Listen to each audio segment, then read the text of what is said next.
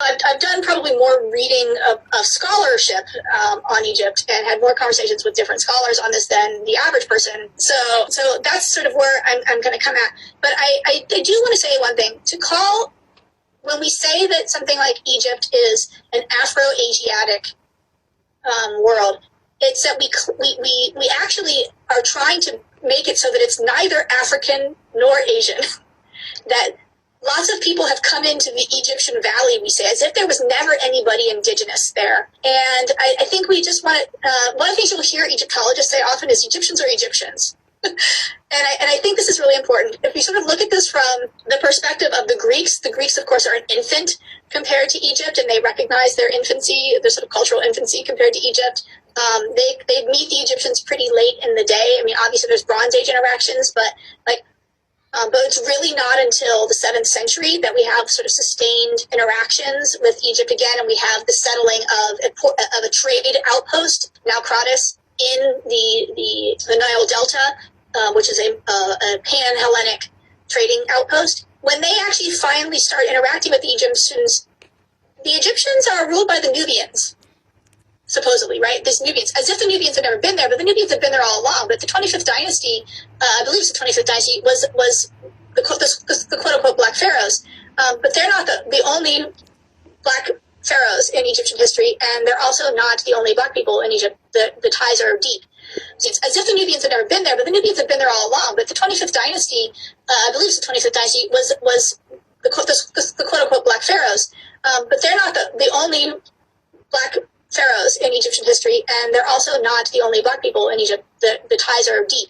So I actually would argue that we don't call it an Afro-Asiatic culture, but we actually call it a Nilotic culture, because it's actually the Nile that dictates and controls the way that this world worked and the way that movement in this world worked.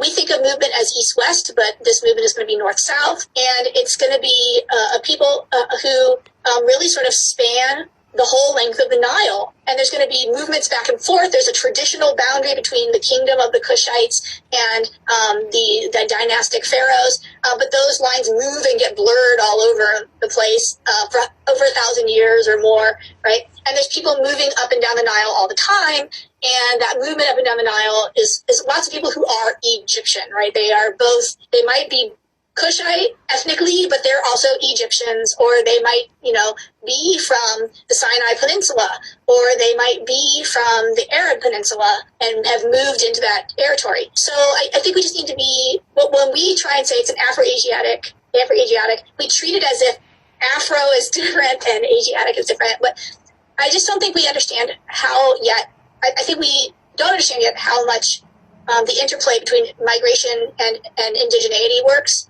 Often we use these 19th century models of migration theory are that populations moved in and replaced the indigenous groups, and that's just not reality. If you want to talk about intermarriage, that's where it's happening on the ground. We have massive movements of people for environmental crises, et cetera, for trade and war, the movement of people through war, et cetera. So I would prefer to say it's Nilotic, right? And that the Nile is the sort of focus of it and the center of it, and that we shouldn't divide Africa in the antiquity between North African and Sub-Saharan African, because it wasn't divided that way along the Nile, and in fact wasn't divided that way in the Sahara. The Sahara was not the impassable boundary that people seem to make it out to be.